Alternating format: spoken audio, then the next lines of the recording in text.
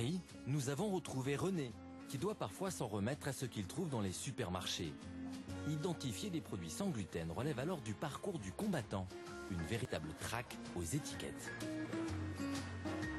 René, en habitué, vient toujours avec sa loupe. La ratatouille, cuisinée à la provençale.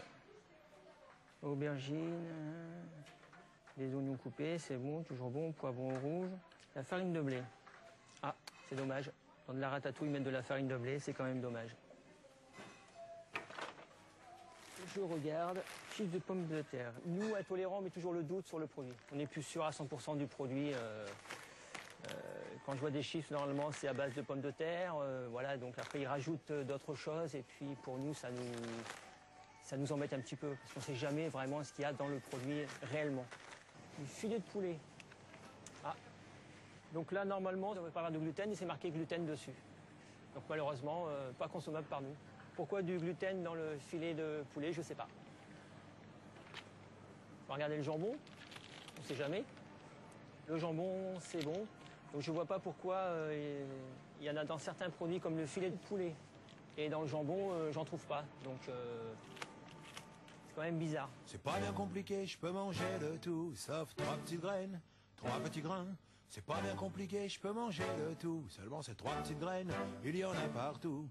Pas de pizza, de spaghetti pour moi. Le poisson c'est ok, enfin, faut pas qu'il soit pané.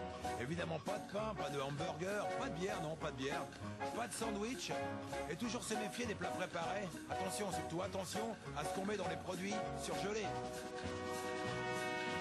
Soupe, bouillon de volaille, saucisses, surimi, bonbons. Dans tous ces produits, le gluten est utilisé par les industriels comme un additif liant, émulsifiant ou épaississant. C'est pas bien compliqué, je peux manger le tout, seulement ces 3 petites graines, il y en a partout.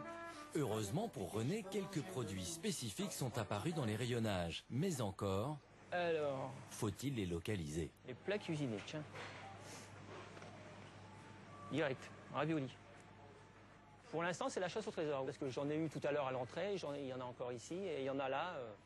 Heureusement qu'il y a le sans gluten en rouge, là, et l'épi de blé barré. Ça, c'est bon, donc ça, on prend systématiquement.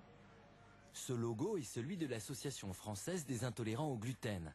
Il apporte la garantie de l'absence de gluten dans le produit qui le porte. Aujourd'hui, le logo est apposé sur plus de 700 produits, mais en général, c'est plus cher. Au niveau des prix, donc c'est du simple au double. Donc je vois la blanquette de volaille, c'est 4,50 €, alors que des produits non consommables par nous, ils sont à 2,30 €, 2,50 €. Donc c'est quand même du simple au double. C'est plus cher, mais René n'a pas le choix. L'essentiel de son alimentation fait de lui le consommateur captif d'un nouveau marché en plein développement. Celui de ses clients longtemps cantonnés à quelques marques de produits diététiques, aujourd'hui convoités par les poids lourds de la grande distribution. Lorient, en Bretagne.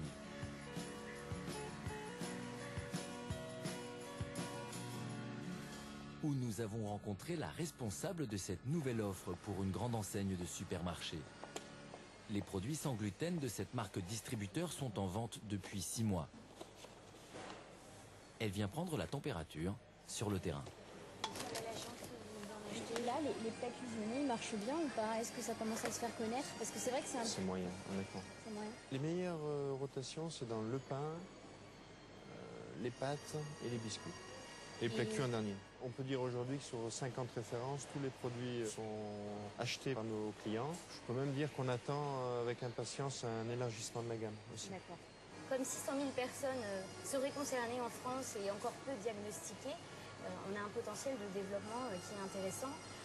Alors, il y a effectivement les personnes intolérantes, mais il faut aussi penser à leurs amis, à leur entourage, qui, quand elles doivent préparer un repas, au lieu de faire juste un plat spécifiquement pour cette personne-là, pouvoir en faire profiter toute la famille.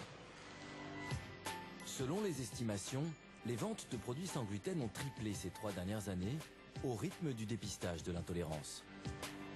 Mais ces produits sont-ils vraiment sans gluten? Que garantit une simple mention sur une étiquette? Les intolérants peuvent-ils avoir confiance? Pour nous convaincre, Valérie Laplaine nous propose de l'accompagner chez un fabricant de poissons panés qui, depuis peu, se lance dans le sans gluten. Et quand l'usine entame la production de cette recette, fabriquée seulement 5 heures par mois, elle doit être décontaminée. D'ordinaire, cette ligne de transformation de poissons panés travaille avec une chapelure à base de farine de blé. Pour la recette sans gluten, il faut en éliminer jusqu'à la moindre poussière.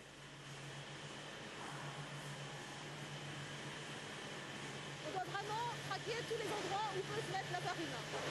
Donc une fois qu'on a remis à blanc l'usine, on doit faire des tests pour valider que la ligne elle est conforme. Donc c'est des tests, c'est des petits kits, comme des tests de grossesse, pour valider qu'il n'y a plus de gluten sur la ligne.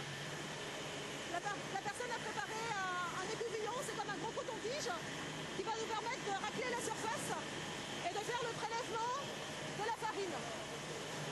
Un test réalisé en début, en cours et en fin de production. C'est une sécurité. On fait le nettoyage, on vient tester. À chaque étape, on valide qu'on est conforme. Donc c'est vraiment par étape. Alors voilà, c'est un test rapide, donc on a tout de suite le résultat. Vous voyez ici une première barre qui dit « au test est valide ». Une deuxième barre qui dit « on est sans gluten ». Si on avait eu une barre à ce niveau-ci, une troisième barre, il aurait fallu stopper la prod immédiatement puisqu'on aurait eu une contamination de la ligne. Autre précaution, l'origine de la chapelure, garantie sans gluten, est vérifiée. Vous avez ici le produit qui est une chapelure et elle est bien marquée cœliaque, qui nous dit bien que c'est du sans gluten. Donc toutes ces matières arrivent, sont bloquées. Et quand on a le résultat et qu'on a la garantie qu'ils sont sans gluten, on peut les mettre en œuvre. Et la chapelure, un mélange de farine de pois et de riz, est elle-même analysée avant son introduction dans la chaîne. Et c'est parti pour la production de 5 tonnes de colin d'Alaska sans gluten. Mais il reste encore une étape de contrôle sans laquelle aucun de ces poissons panés ne sera vendu. On prélève une boîte en début de fabrication, une boîte en fin de fabrication. Et là, ces produits sont analysés par un laboratoire indépendant et accrédité. Une fois qu'on a ces résultats, la conformité fait qu'on peut débloquer les produits et à ce moment-là, ils sont destinés à la vente.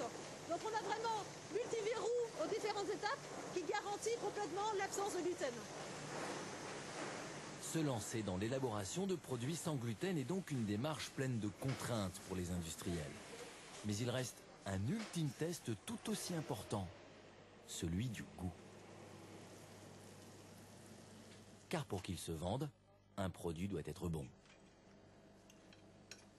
Verdict de nos papilles, pas de différence avec le goût habituel des colins d'Alaska panés.